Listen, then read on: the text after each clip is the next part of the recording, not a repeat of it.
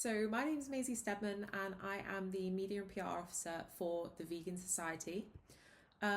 The purpose of the Vegan Society is basically to raise the profile of veganism, which has always been a key focus of the society. When we gave veganism a name in 1944, which is when the society was first founded and the word vegan was first coined, we kickstarted a global movement. And each year we help more and more people go vegan and stay vegan.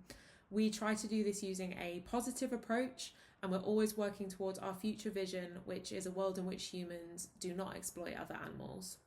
So basically what we do is we do a number of things. We advise people on their vegan rights, we conduct research, we put stories about veganism out to the press.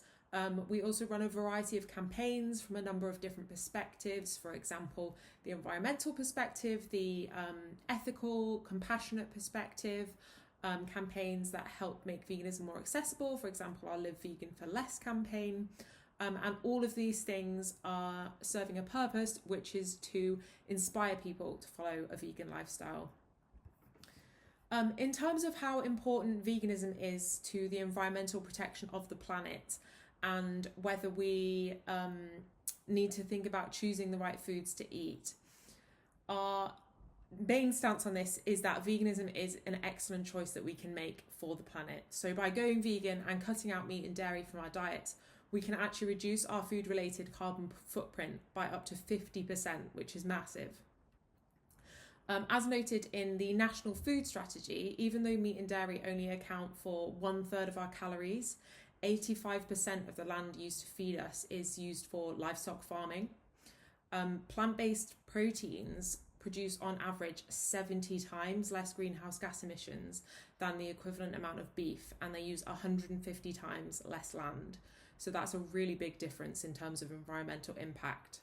A major independent study by Oxford University actually found that a global shift to a vegan diet would see climate emissions decrease by 70%.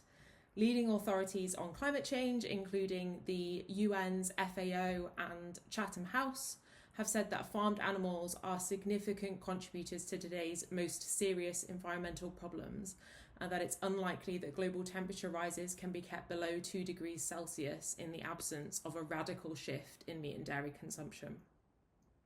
So it's worth noting that all foods do have different climate impacts, and it is worth keeping in mind that avocados aren't actually just eaten by vegans, they're eaten by all kinds of people. But a vegan diet has been found to have the lowest impact across a range of environmental measures by a 2018 Oxford University study. And this was the most comprehensive analysis to date of the damage that animal farming can do to the planet. The report's leading researcher actually ended up going vegan himself following the research, and he claimed that going vegan is the single most effective way that we can reduce our environmental footprint.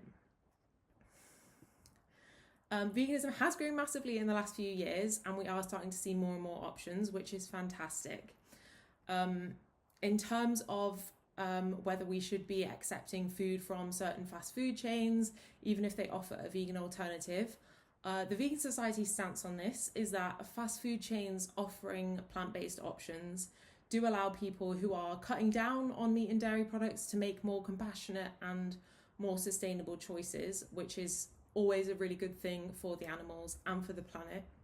In terms of whether this is vegan and within the vegan community, we know that this is a divisive issue, and whether it's appropriate for vegans to buy products from these companies is generally a personal choice. We do live in a non-vegan world, and it can be difficult to live without sometimes purchasing from companies that are involved in the exploitation of animals.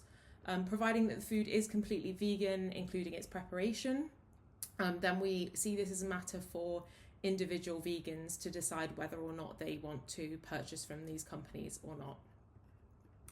In terms of the ways in which veganism and vegetarianism can be made affordable for people on low incomes, some of the cheapest ingredients are actually vegan already, so things like rice, beans, vegetables, cupboard staples like pasta, things like that are already very cheap.